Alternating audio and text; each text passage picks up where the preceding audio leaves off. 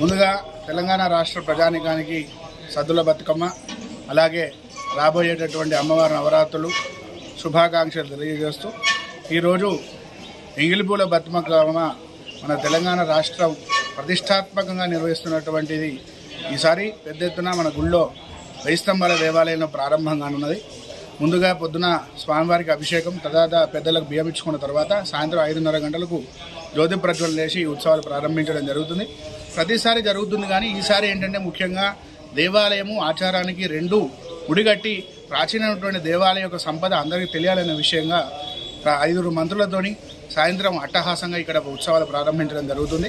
అందరూ కూడా కొంతమందికి కూడా ఏంటంటే అనుమానం ఉన్నది, ఈరోజు సూర్యగ్రహణం ఉన్నదా, సూర్యగ్రహణం ఎట్టి పరిస్థితుల్లో కూడా లేదు. దాంతోపాటు బతుకమ్మను 9 రోజులే ఆడాలా, తక్కువగా ఆడచ్చా అనేది కూడా ఉన్నది.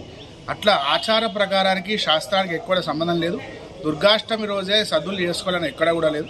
9 రోజుల పాటు ఆడాల్సిన అవసరం ఉన్నదా అంటే ఇప్పుడు వెంబడాడ క్షేత్రంలో 7 రోజులే ఆడతారు, ఇంకో ప్రాంతంలో 5 రోజులే ఆడతారు. కాబట్టి మన దగ్గర 6వ రోజు కూడా ఆడకుండా ఉన్నటువంటి రోజులు కూడా ఉన్నాయి.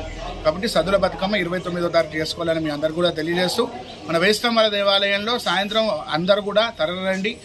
దానికి అనుకూలంగానే అందరూ కూడా ఇక్కడ ప్రభుత్వ యంత్రాంగం కూడా ఏర్పాటు కూడా చేయడం జరిగింది. విద్యుత్ అలంకరణ అనుకోండి, స్టేజ్ అనుకోండి, పాటలు అనుకోండి, దాంతోపాటు పోలీస్ సిబ్బంది అనుకోండి, వైద్య శాఖ అనుకోండి, అలాగే నీటి సముదాయం కానీ ఇటువంటి అన్నీ కూడా ఏర్పాటు చేయడం జరిగింది. ఎటువంటి అవాంఛనీయ ఘటనలు కూడా జరగకుండా చూసుకోవడం జరుగుతున్నది. స్థానిక పశ్చిమ ఎమ్మెల్యే నాయన రాజేందర్ రెడ్డి గారు ప్రత్యేకమైనటువంటి చొరవతోని ప్రభుత్వ యంత్రాంగంతో అన్ని పనులు కూడా పూర్తి చేయడం జరిగింది. కాబట్టి గమనించుకొని అందరూ కూడా ఎంగిలిపూల బతుకమ్మ మన దగ్గర ఆడమని ఆనవాయితీ. ఇక్కడ కాలు కలిపి ఆడిన తర్వాతనే తెలంగాణ వ్యాప్తంగా ప్రారంభం అవుతున్నది. ఫస్ట్ రోజు 1000 స్తంభాల దేవాలయం అనేది పూర్వం కాకతీయులు ఇచ్చినటువంటి ఆచారం. తర్వాత లాస్ట్ రోజు పద్మాక్షి అమ్మవారి దగ్గర ఆడడం అనేది కూడా ఆనవాయితీగా వస్తున్నది. అలాగే రేపటి రోజున దేవీ శరన్నవరాత్రి ఉత్సవాలు కూడా మన దగ్గర ప్రారంభం చేయడం జరుగుతుంది.